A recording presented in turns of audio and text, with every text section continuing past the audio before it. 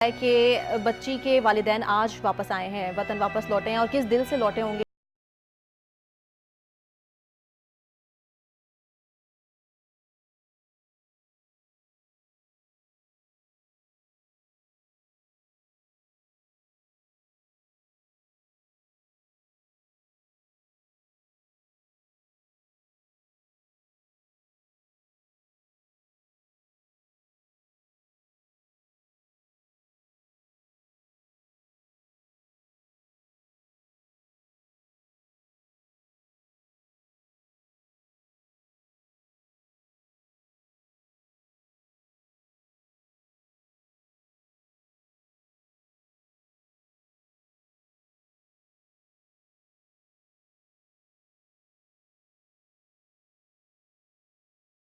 Police जो है वो अगर चाहे तो कर सकती है।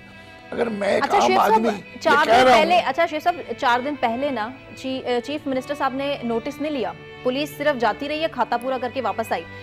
आज नोटिस लिया गया है जब ये खबर मीडिया पर चली है, तो इतनी नौबत क्यों आती है? आप खुद कह रही हैं कि सीएम ने 4 दिन नोटिस नहीं लिया। इसका मतलब है उनके लिए किसी एक बच्ची का घर से उठाया जाना कोई इशू नहीं है। बड़े अफसोस की बात है।